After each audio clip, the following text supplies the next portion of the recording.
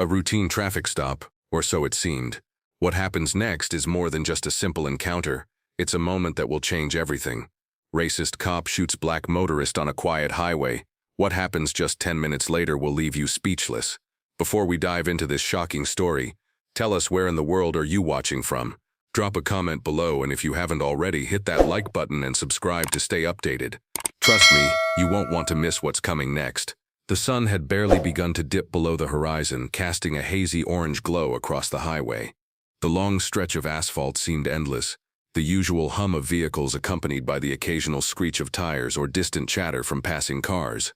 The evening was calm, but something about this particular night felt off, as if the world was holding its breath. Marcus Simmons, a 30-year-old black man, was on his way home from a late shift at a construction site. His car, a worn-out sedan with peeling paint and a few dents from the years of use, hummed steadily as he drove.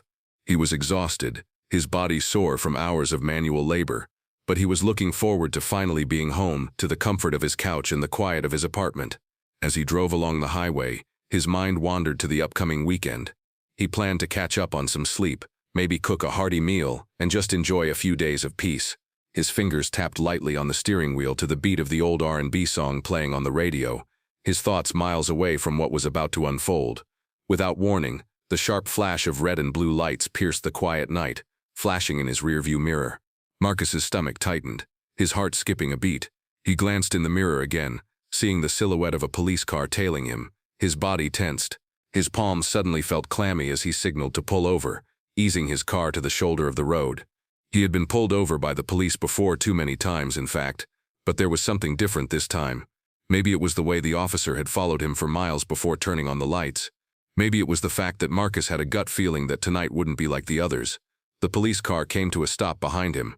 The officer's silhouette was still visible through the side mirror, standing beside the car. The seconds felt like hours as Marcus sat in the driver's seat, gripping the steering wheel tightly, trying to steady his breathing. It was only a few minutes before the officer's shadow approached his car window. Marcus rolled it down, the cool night air brushing against his face. "Good evening, officer," Marcus said, trying to keep his voice calm, his eyes focused straight ahead. The officer's voice came as a low growl. "License and registration," he barked. Marcus nodded and reached for his glove compartment, his fingers slightly shaking as he pulled out the paperwork. "Here you go," he said, handing the officer his license and registration. The officer didn't take them immediately. Instead, he stood there, his hand resting on his belt as he scrutinized Marcus through the window. "You're driving a little too slow, don't you think?" the officer asked, his tone sharp and condescending. Marcus felt his pulse quicken. "I'm just trying to get home, officer," he said, his voice steady but betraying a hint of uncertainty. The officer's eyes narrowed. "You think I don't know what you're doing?" He stepped closer, his posture aggressive. "You're just another one of them, aren't you?" Marcus's chest tightened, his mind raced, trying to figure out what the officer meant. "Excuse me?" The officer took another step forward, now standing at the driver's side door, his face just inches away from Marcus's. "You people think you can drive through here like you own the place. Just another black man trying to avoid the law." Marcus froze, his breath catching in his throat. He'd been pulled over countless times, but never had it felt so personal, so loaded with hate. His stomach churned, and for a split second, he felt a cold fear creep up his spine. "I wasn't speeding or breaking any laws," Marcus said, trying to keep his voice calm, but he could feel the tension building in his throat. The officer's lips twisted into a sneer. "That's not how this works. I'll decide if you're breaking the law, not you." His hand hovered over his holstered gun, the unmistakable weight of it looming in the air. Marcus's heart was pounding in his chest. He knew he had to stay calm, but something in the officer's stance, his words, the way he moved, made Marcus feel like he was in danger. Every instinct told him to be careful, to stay calm, but the words were leaving him. The officer was moving closer, his eyes seething with disdain. "Get out of the car," the officer suddenly demanded, his voice low and dangerous. Marcus's eyes widened. "What? You heard me," the officer said, his voice a cold command. He placed a hand on the door handle. The world seemed to stop. Marcus's heart raced, and for a moment, the weight of the situation hit him all at once. He knew what could happen. He'd heard the stories, seen the news. This was no longer just an ordinary traffic stop. The officer wasn't just pulling him over for a minor violation. This was something else. With trembling hands, Marcus reached for the door handle, slowly opening it. As he stepped out of the car, the officer's hand shot out, grabbing his arm and pulling him roughly away from the car. Marcus stumbled, nearly falling to the ground. "Stop resisting," the officer yelled, even though Marcus hadn't made a move to resist. His grip tightened on Marcus's arm, forcing him against the side of the car. "Let go of me," Marcus shouted, panic rising in his chest. His body was shaking now, his mind racing. The harshness of the officer's grip, the anger in his eyes, it was all too much. "I told you to stop resisting." The officer twisted Marcus's arm behind his back, and for a moment Marcus thought he was going to be thrown to the ground. "Please, I haven't done anything wrong," Marcus gasped, his voice desperate. But the officer wasn't listening. He shoved Marcus forward, hard, slamming his chest into the side of the car, and then, without warning, a single shot rang out. It was deafening, sending a shockwave through Marcus's body. He gasped for air, his legs buckling beneath him. Blood began to pool at his feet as the officer stepped back, a wicked smile creeping across his face. The world around Marcus spun, his vision going dark as he struggled to breathe, his body going cold. The sound of the gunshot still echoed in the air like thunder rolling across the sky. Traffic slowed, cars braking sharply as drivers craned their necks to see what had happened on the shoulder. Marcus's body slumped against his car, blood trickling down his shirt, staining the pavement beneath him. His lips moved, a faint gasp escaping, but his strength was fading fast. The officer, breathing heavily, stood frozen for a moment, his smoking gun still raised. His chest rose and fell as if he had been preparing for this, as though this outcome had been inevitable the moment he pulled Marcus over. His face twisted into a scowl, and with a quick glance at the gathering vehicles on the highway, his hands tightened around the weapon. A woman in a minivan pulled over, her phone already in hand. "Oh my God," she screamed, fumbling to unlock her camera app. Her kids, wide-eyed in the back seat, pressed against the glass, watching in horror. The officer snapped his head toward her, his face pale, realizing the situation was no longer in his control. Witnesses had seen, phones were recording. Marcus lay on the ground now, struggling for every breath, his eyes blinking rapidly as if pleading with the universe to give him just a little more time. His thoughts blurred, a rush of memories of his mother's smile, the laughter of his younger sister, and the quiet dreams he still carried for a better life. His hands twitched, trying to push against the asphalt, but the weight of pain kept him pinned. Cars screeched to a halt on the shoulder. More bystanders emerged, their voices filling the air.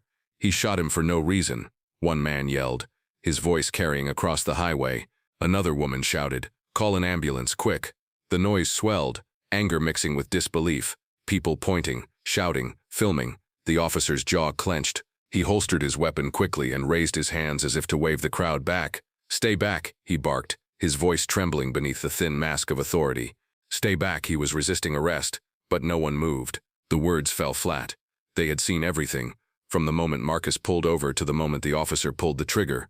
There was no resistance, no threat, only a man, tired from work, driving home. Another car pulled up sharply, a black SUV. Out stepped two men in their late 30s, both broad-shouldered, their faces hard with rage as they saw Marcus lying on the ground. One of them shouted, "You killed him. You shot him for nothing." His voice cracked with fury, echoing off the metal guardrails. The officer took a nervous step back, sweat breaking across his forehead. His eyes darted between the growing crowd and Marcus's motionless body. He reached for his radio, speaking quickly into it. "Officer down situation. Shots fired. Need immediate backup on Highway 14. His voice cracked, betraying the fear bubbling underneath. But the people weren't listening anymore. The crowd's attention was fixed on Marcus, some kneeling beside him, trying to stop the bleeding. A young woman tore off her jacket, pressing it against his chest. "Stay with us," she whispered desperately. "You're going to make it. Just hold on." Marcus's eyes flickered toward her, but he could no longer speak. His breaths were shallow, his body trembling with the effort of staying alive. The officer paced back and forth, his hand never leaving his holster, his nerves frayed as the crowd pressed closer, their anger thick in the air like smoke. "Back up, all of you." "I said back up," he shouted again, but his words were drowned out by the wave of voices rising against him. Then, a roar of fury ripped through the crowd as Marcus's body went still. A man dropped to his knees, shaking Marcus's shoulder, but there was no response. The reality hit them all at once. The black motorist was gone. Silence held for only a second before it shattered into chaos. "He's dead," someone screamed, their voice raw with grief and rage. "That cop killed him." Dozens of voices erupted in agreement, the chorus of fury building into something unstoppable. The officer backed toward his cruiser, his face pale, eyes wide. He could see it in their faces. This wasn't just outrage. This was the kind of anger that boiled over, the kind that didn't stop at words. People surged forward, their footsteps pounding against the pavement, their shouts echoing. The officer's hand hovered over his gun again, but he knew the truth. One bullet had already ignited the fire, another would set the whole highway ablaze. The crowd closed in around him, fingers pointed, voices shouted, phones recorded every second. The atmosphere was charged, on the verge of exploding, and in that moment, with the night sky closing in and the flames of anger rising, the officer realized he had just lit the fuse of something far bigger than himself. The next 10 minutes would decide everything. The silence after Marcus's final breath didn't last long. A deep roar of fury broke through the highway like a wave crashing against rock. The crowd that had gathered was no longer just a group of witnesses. It had become a force, united in grief and rage. The officer staggered backward, pressing his back against his cruiser. His hands trembled as he rested one palm on his holster. His eyes darted from face to face, trying to find even one person who wasn't glaring at him with raw hatred. There was none. "You murdered him," a man in a gray hoodie shouted, stepping forward. "He didn't do a damn thing." His words were echoed by dozens of voices. The tension was so thick it felt like the air itself was about to shatter. The officer raised his hand, his voice cracking as he shouted, "Get back, I'll defend myself." His other hand hovered dangerously close to his gun, but he didn't draw it. Deep inside he knew. One wrong move, one wrong twitch, and this crowd would explode like gasoline meeting flame. Several people rushed to Marcus's side, but the truth was already there. His eyes had gone still, his chest no longer rising. A woman sobbed as she covered his body with her own jacket, rocking gently as if to comfort him even in death. Her cries fueled the anger rising in the crowd. Tires screeched as more cars pulled over, and more people joined, drawn by the chaos. Phones pointed from every direction, live streams broadcasting the scene in real time. Thousands were already watching online, and the anger wasn't just contained to the highway anymore. It was spreading beyond. The officer realized his radio call hadn't been answered yet. Backup hadn't arrived. He was alone, and every second that passed, the crowd grew louder, closer, more dangerous. "Drag him out," someone yelled from behind the group. The words shot like an arrow into the air, igniting something fierce. People surged forward, their footsteps thunderous against the pavement. The officer stumbled toward his cruiser, fumbling for the door handle. He yanked it open and slammed himself inside, locking the doors with a trembling hand. His breath came in gasps, his fingers gripping the steering wheel so tightly his knuckles turned white. From outside, fists pounded against the windows. The sound was deafening. Bang, bang, bang, each strike harder than the last. The glass rattled under the force. Shouts filled the air, the demand for justice louder than sirens. Inside the car, the officer muttered to himself, "Stay calm, they'll be here soon, stay calm." But his voice cracked, betraying his fear. He looked through the windshield and saw faces pressed against the glass, their eyes wild with anger, their phones recording his every move. Suddenly, the back window shattered with a deafening crack. Glass rained into the cruiser, and a man reached in, grabbing at the officer's collar. The officer screamed, shoving himself against the driver's seat, fumbling for his gun. But the crowd was faster. Hands swarmed in through the broken window, pulling, clawing, yanking. The door on the passenger side flew open. Two men dragged the officer out by his legs, his arms flailing helplessly. His gun clattered to the pavement, kicked away by someone's boot before he could even reach for it. The crowd erupted, their fury boiling over. Shouts turned into snarls, the atmosphere electric with rage. The officer was pulled to the ground, his uniform tearing as people yanked at him, their voices blending into one violent chorus. "Justice for Marcus," someone screamed. The officer's pleas were drowned out. His voice, once commanding and filled with authority, now cracked and pitiful. "Please, stop. I was doing my job," he shouted, but no one listened. His words meant nothing anymore. The highway became a storm. Hands struck his face, boots slammed against his ribs. The officer curled on the asphalt, but the blows didn't stop. Every punch, every kick was fueled by the image of Marcus lying lifeless, only feet away. Cars honked from a distance, drivers who dared not approach. The entire highway was now a battlefield, and in those violent, chaotic minutes, the balance of power shifted. The officer who once controlled everything with his badge and gun was now powerless, swallowed by the very people he had tried to intimidate. The clock ticked. 10 minutes after the gunshot that ended Marcus's life, the officer's fate was sealed. The sounds of the brutal beating echoed through the now chaotic highway. The officer was no longer begging for mercy. His body, battered and broken, was a symbol of the violent justice being carried out by the crowd. The man who had been an agent of oppression just moments ago was now nothing more than a victim of the very system he had represented. The crowd had taken control. People had gathered from all directions, drawn by the sirens, the commotion, the undeniable presence of injustice. They had watched from their cars as the officer shot Marcus, and they had witnessed the lifeless body of a black man being left on the pavement as the officer retreated into his shell of authority. But that authority, the badge that once shielded him, no longer had power here. Here it was the people who held the reins. Some onlookers stood still, unsure of how far things would go. They recorded the chaos with their phones, their faces a mixture of disbelief and awe. Others, however, were swept up in the collective rage, fists raised, shouting for justice that had long been denied. In the midst of the violence, a young woman in the crowd took a deep breath. Her phone was still in her hand, her camera still rolling, but something inside her clicked. She couldn't stay silent anymore. She couldn't just watch. "Everyone, stop," she screamed, her voice cutting through the frenzy. The crowd, momentarily stunned, paused to look at her. Her face was fierce, her eyes red with anger, but her voice carried a power that demanded attention.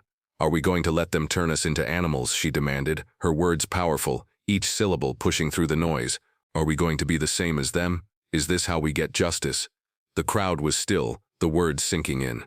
Some of the anger, the adrenaline-fueled rage, slowly began to ebb, replaced by a quiet murmur. The woman stepped forward, pushing her way through the crowd, her gaze locked on the officer who lay motionless on the ground. "He's already been beaten," she continued, her voice firm but measured. "We don't need to become like them. We need to show the world that we're better than this." For a moment the officer remained still, his body trembling with pain, his breath shallow. His once pristine uniform was now covered in dirt and blood. His face was bruised and swollen, his eyes wide in terror as he struggled to breathe. But then slowly, his hand moved, reaching out toward the woman who had spoken. His lips parted, a weak, pitiful sound escaping his throat. The crowd fell silent as they realized that the officer wasn't dead. He was still alive. The woman stood over him, her body tense, ready for whatever came next. But as she looked down at him, her heart raced with an unfamiliar emotion. Was this the moment when the crowd would get what they wanted? Was this when justice would be truly served? Or was it just another chance to perpetuate the cycle of violence? The officer, his breath ragged, whispered something inaudible, his eyes filled with fear. "Please," he rasped, his voice barely a whisper. The woman knelt down, her eyes locking with his. "Do you even understand what you've done?" she asked, her voice quiet but powerful. "You took a life. You took Marcus's life. And you thought you could get away with it." For a moment, the officer's face twisted in confusion, and then it registered. The weight of his actions, of the death he had caused, suddenly came crashing down on him. His hand trembled as it reached up, and he grabbed her wrist weakly, trying to hold on. But she pulled her arm away, standing tall over him. The crowd, still unsure of what to do, began murmuring again. The tension in the air thickened, and for a second, it seemed like the conflict could go on forever. Would they continue the cycle? Would they tear this officer apart? Or would they allow him to face the consequences of his actions in the right way, in the way that would make Marcus proud? "Let's call the police," the woman said, her voice steady, yet filled with emotion. "The right police. Let's make sure justice gets served, for Marcus, for us." The crowd paused, then slowly, one by one, they began to pull back. The chaos began to settle, the anger diffusing into something more purposeful. There was still fire in the eyes of the crowd, but it wasn't directed at the officer anymore. It was directed at the system that had failed Marcus and so many others. The officer, still on the ground, knew that he would never be the same. No matter what happened next, the memory of this night would haunt him for the rest of his life. But he also knew something else. The world was changing. The people weren't going to let this slide anymore. The struggle for justice had reached a breaking point, and there was no going back. The woman, standing tall in front of the officer, took a breath. She looked at the people around her, the crowd that had once been driven by anger, but now, somehow, seemed united in their desire for change. This wasn't just about revenge. This was about justice. As the minutes ticked by, the crowd that had once been an uncontrollable force of fury began to settle into a strange, uneasy calm. People stepped back, pulling away from the officer's prone body. The weight of what had transpired, Marcus's senseless death, the officer's brutalization, hung thick in the air like smoke from the flames. In the distance, the sound of sirens grew louder, but this time, it wasn't the usual squad cars or backup units. This was something different. The approaching police vehicles weren't just responding to the chaos. They were part of something bigger, a part of the justice that was long overdue. The right people were coming. The young woman who had spoken out moments earlier, rallying the crowd with her call for justice, stepped forward. She stood tall, her voice carrying a sense of authority that matched the power of the crowd behind her. With every step she took, the tension in the air seemed to shift, the crowd responding to her with quiet respect. "We're not just going to let this be another story lost to the wind," she called out, her voice clear and resolute. "This is our moment. We've already made history tonight, but it's not over. This man," she motioned toward the officer, still lying on the ground, "will face the consequences of his actions. Marcus's death won't be in vain." She was met with nods of agreement, and the crowd began to gather around her, their eyes focused on the officer, whose fate was now tied to the will of the people. The sound of the approaching sirens grew louder, and soon enough a fresh batch of police officers arrived at the scene. These weren't the officers who had failed Marcus. These were officers who had heard the call for change, for accountability. They weren't just here to restore order. They were here to make things right. The officer who had been dragged out of his car and beaten lay motionless, his body bruised and bloodied. His breath was shallow, but he was still alive. He realized that the people around him weren't just angry, they were demanding justice, something that had been denied to black people for far too long. The twisted irony of the situation wasn't lost on him. He, the one who had brought violence into this community, now lay at the mercy of those he had wronged. The new officers, calm but assertive, moved in quickly. One of them, a tall black woman with a stern gaze, knelt beside the officer, checking his pulse before turning to address the crowd. "Step back," she ordered. Her voice didn't waver, and the crowd responded immediately, giving her space to work. She and her team pulled the injured officer to his feet, securing him in handcuffs as they moved him toward their squad car.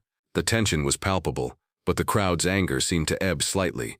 This wasn't the end of their fight, but it was a step in the right direction. They weren't just reacting in the moment, they were sending a message. The officer, bruised and battered, was taken away by the right people, by those who had been called to restore justice. For the first time that night, it seemed like the system might actually be working for the people. Jamal, who had been standing quietly in the background, watched as the officer was driven away. His mind was still processing everything: his near-death experience, the senseless violence, the chaos that had erupted. But beneath the rage and the fear, there was a growing sense of hope. He had never imagined that the night would unfold like this. He had never imagined that his own life would become the spark that ignited a movement. But as he looked around at the people who had rallied together, standing tall and proud, he realized that this wasn't just his fight. It was theirs. It was all of theirs. The woman who had spoken earlier, the one who had given the crowd direction, turned to Jamal. "You were the catalyst for this," she said softly, her voice filled with respect. "Without you, none of this would have happened." Jamal shook his head.